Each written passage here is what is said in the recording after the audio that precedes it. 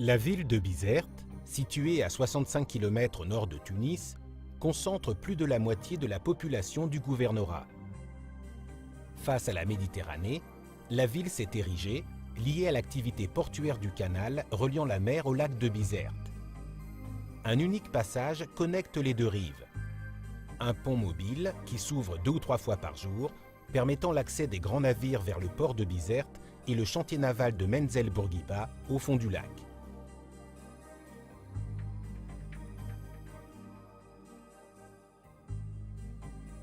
L'expansion urbanistique vers le périurbain qu'a subi l'agglomération de Bizerte lors des dernières décennies, liée aux insuffisances d'infrastructures de liaison, a fait que la ville souffre aujourd'hui de grands dysfonctionnements au niveau de la mobilité. En raison de cette unique sortie de la ville en direction sud, le centre-ville est complètement congestionné. Ces problèmes s'aggravent lors des horaires d'ouverture du pont. Également, les échanges avec le Grand Tunis sont fortement affectés. La limitation de la circulation de poids lourds sur le pont mobile et le centre-ville, les obligeant à contourner le lac, répercute aussi sur les possibilités de développement économique de la région. En vue d'améliorer l'accessibilité et de promouvoir le développement de la ville et de la région nord de Bizerte, le ministère de l'Équipement et de l'Environnement, par l'intermédiaire de la Direction générale des ponts et chaussées, a lancé l'étude de faisabilité d'une liaison permanente entre l'autoroute A4 et la ville de Bizerte.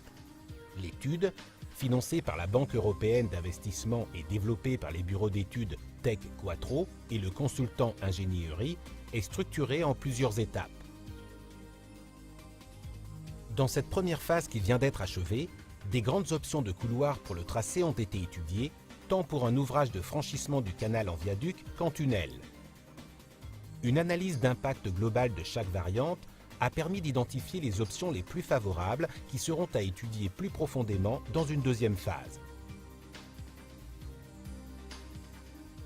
Avec l'analyse du milieu physique et socio-économique, les besoins à couvrir par le projet sont détectés.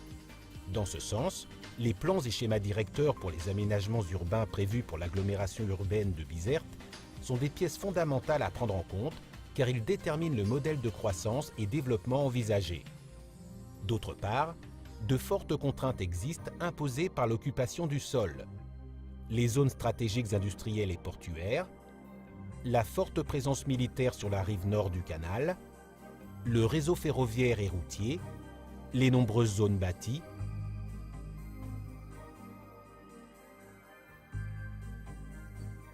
La nouvelle liaison est définie sous les caractéristiques de voies rapides urbaines en 2 fois 2 voies, admettant la circulation de poids lourds. Une première classification des couloirs analysés peut être faite entre ceux qui suivent un tracé périurbain, fuseau 0 à 5, permettant une vitesse de référence de 80 km/h, et ceux qui traversent le milieu urbain, fuseau 6 et 7, ce qui comporte la nécessité de réduire la vitesse à 60 km/h.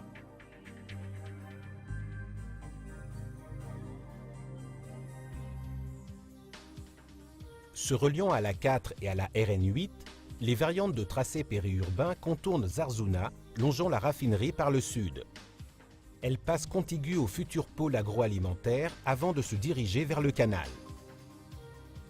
La réalisation de 2 échangeurs permettra d'offrir un bon réseau de communication adapté aux besoins de ce nouveau pôle économique et de donner accès direct à la population de Menzel Abderrahmane et Zarzouna Sud.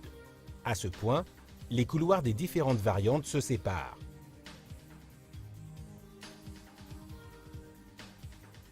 Les premiers fuseaux longent le canal en passant à travers les terrains naturels protégés de la pointe de Ras El Eshahara.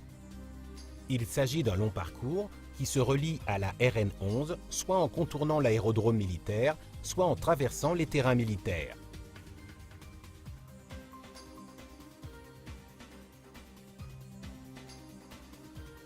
Pour le fuseau 2, le franchissement du canal se réalise au niveau d'une infrastructure militaire stratégique, la base navale, telle que prévue dans la version provisoire de juin 2012 du schéma directeur d'aménagement urbain. Une version plus récente, de juin 2013, aussi provisoire, prévoit de déplacer le couloir de franchissement entre la base navale militaire et la cimenterie, sur des terrains qualifiés d'usage industriel par le plan d'aménagement urbain. Les fuseaux 3 et 4 répondent à cette solution en minimisant les affectations sur ces terrains actuellement de domaine militaire.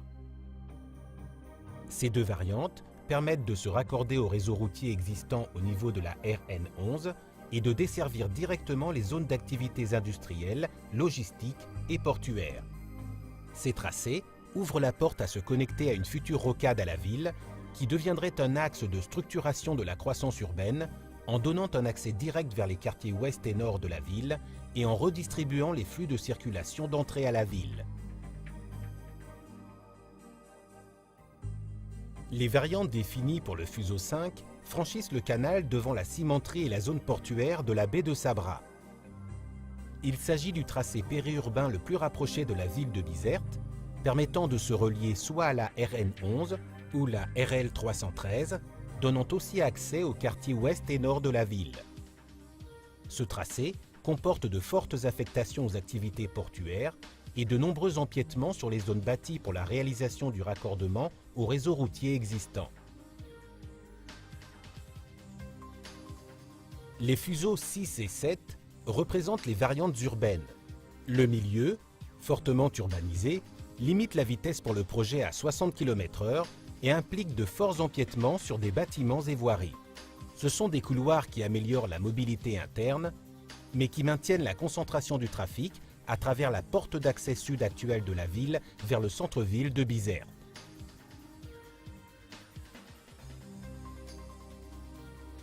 Le tracé défini par le fuseau 6 est franchi le canal suivant l'axe prévu par le plan d'aménagement urbain de Bizerte, reliant le centre de Zarzouna à Bizerte par derrière le port.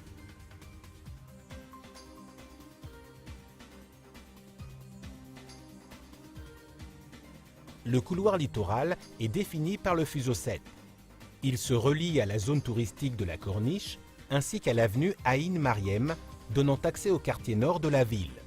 L'implantation d'une voie rapide en front de mer impose une barrière physique de la ville vers le littoral et concentre le passage des véhicules, y compris les poids lourds, devant le centre-ville et la Médina. Il ne permet pas de bien desservir les zones industrielles ni les quartiers périphériques de l'ouest de la ville. Ce couloir ne tient pas compte du développement et de la croissance prévue pour la ville.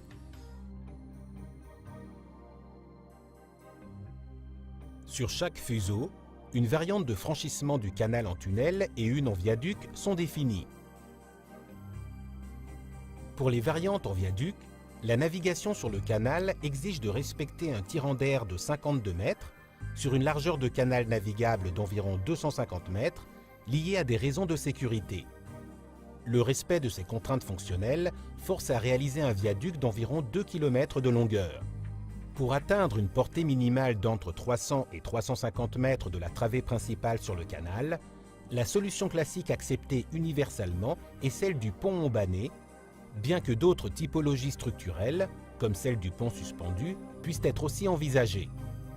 Bien que pour les variantes urbaines, l'implantation d'un viaduc ayant ses dimensions en plein centre-ville puisse comporter un impact visuel et urbain très négatif, pour les couloirs situés vers la périphérie, un bon design peut le faire devenir une icône visuelle et d'attraction pour la ville, symbole du développement technologique de la région. Pour les variantes en tunnel, le passage sous le canal avec un tirant d'eau de 13 mètres conditionne le tracé et impose pratiquement la nécessité de réaliser l'excavation avec tunnelier, avec une longueur dépassant pour la plupart des couloirs les 3 km. Bien que pour les couloirs urbains, cette longueur puisse être réduite à 1,5 km, la réalisation dans un milieu urbain comporte de nombreux empiètements. Pour les tunnels, la sécurité conditionne en grande partie le profil en travers type pour l'ouvrage, devant garantir l'accessibilité aux équipes de secours et l'évacuation rapide des occupants des véhicules en cas d'urgence. Chacun des fuseaux décrits, tant avec ouvrage de franchissement en viaduc qu'en tunnel, a été analysé et évalué face à son impact sur l'environnement physique et naturel, sur le milieu humain et socio-économique et en termes de rentabilité. Les résultats de cette évaluation ont été incorporés dans une analyse multicritère, ce qui a permis de mettre en évidence les fuseaux les plus favorables d'après les différents points de vue. Ainsi, on peut conclure que tant pour les variantes avec un ouvrage de franchissement en viaduc qu'en tunnel, les fuseaux 4, 3 et 6 sont, dans cet ordre, les plus favorables. Le fuseau 6 porte implicite les restrictions de vitesse et des empiètements et expropriations de nombreuses édifications, comme conséquence du fait d'être implanté dans un milieu urbain fortement urbanisé. Il limite aussi les possibilités de développement futur des communes de l'agglomération urbaine ne respectant pas les objectifs fixés par le schéma directeur. Pour la variante en viaduc, l'impact visuel d'un viaduc de plus de 52 mètres de hauteur dans le centre-ville est un fait qui ne peut pas être négligé. Les coûts de réalisation d'environ 470 millions de dinars sont notamment supérieurs à ceux des viaducs sur les fuseaux 3 et 4. Pour la variante en tunnel, l'investissement initial de 525 millions de dinars et la rentabilité espérée sont par contre beaucoup plus favorables que ceux des autres variantes de liaison en tunnel. Les fuseaux 3 et 4 favorisent le développement économique de la région, en particulier de l'industrie et de l'activité logistique portuaire. Leur tracé s'adapte au réseau structurant pour la mobilité et à la croissance urbaine envisagée, favorisant la décongestion du centre-ville. Les variantes en viaduc des fuseaux 3 et 4, avec un investissement initial d'environ 380 millions de dinars, sont clairement avantageuses et plus rentables que les variantes en tunnel, qui exigent un coût d'investissement initial de l'ordre de 700 millions de dinars. En même temps, elles peuvent offrir une vue attractive depuis les promenades au long du canal. Le choix final des variantes à développer en phase APS devra être fait selon les enjeux priorisés par l'ensemble des administrations et la société civile, compte tenu de son impact sur le modèle de développement envisagé pour la région de Bizerte.